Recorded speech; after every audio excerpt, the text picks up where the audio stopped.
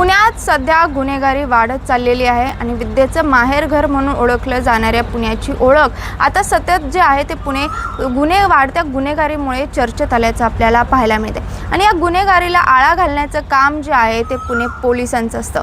मात्र पोलिसांनी जर खंडणीखोराचा मार्ग जो आहे तो पत्करला तर होय, हे खरे आणि धक्कादायक घटना घडली आहे पुण्यामध्ये।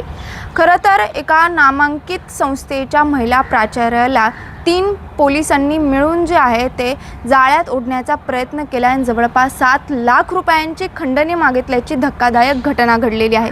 मिळालेल्या माहितीनुसार एका नामांकित संस्थेच्या पुण्यातीलच ही संस्था आहे त्याच्या महिला प्राचार्याला 3 जणांनी मिळून म्हणजेच त्या तिघांची नावं आहेत पोलीस उपनिरीक्षक अजित बडे, दामिनी मार्शल पथकात काम करणारी सोनाली हिंगे आणि तिसरं आहे नाव सुदाम तायडे। या तिघांनी संगमताने मिळून या महिला प्राचार्याला जाळ्यात ओढण्याचा प्रयत्न केला।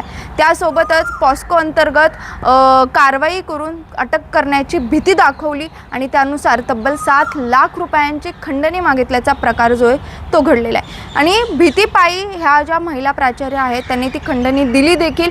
मात्र त्यांना जेव्हा या संपूर्ण प्रकरणात एक संशय जो आहे तो निर्माण होत होता सतत, त्याच्यामुळे या संपूर्ण प्रकरणाची त्यांनी तक्रार जी आहे ती वरिष्ठ पोलीस निरीक्षकांकडे केली। त्याच्यानंतर हे प्रकरण जे आहे ते पुणे पोलीस आयुक्त अमितेश कुमार यांच्यापर्यंत पोहोचलं आणि त्यांनी या प्रकरणाची गंभीर दखल घेत या तिघांवरती गुन्हे दाखल करण्याचे आदेश दिले। बंड गार्डन पोलीस स्टेशनमध्ये या तिघांवरती गुन्हे दाखल झालेले आहेत। तसंच पोलीस उपनिरीक्षक अजित बडे जे आहेत ते सध्या सायबर पोलीस स्टेशनमध्ये कार्यरत आहेत। सोनाली हिंगे या ज्या आहेत त्या दामिनी मार्शल असून शिवाजीनगर पोलीस स्टेशनमध्ये कार्यरत आहेत, तर सुदाम तायडे जे आहेत ते शिवाजीनगर पोलीस स्टेशनमध्ये सध्या त्यांची नेमणूक होती।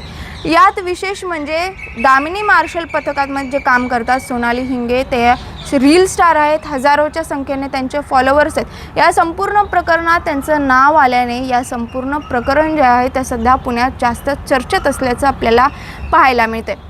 त्याच्यामुळे एकंदरीत बघायला गेलं तर नागरिकांच्या सुरक्षेची जबाबदारी, चांगल्या समाजाची जबाबदारी जी असते ती पुणे पोलिसांवरती असते, महिलांची जबाबदारी जी असते ती पोलिसांवरती असते। मात्र अशा प्रकरणांमध्ये जेव्हा पुणे पोलीस किंवा पोलिसांचंच नाव येत असेल तर सामान्य माणसाने कोणाकडे बघायचा असा प्रश्न जो आहे तो साहजिकच या सगळ्यातून उपस्थित होते।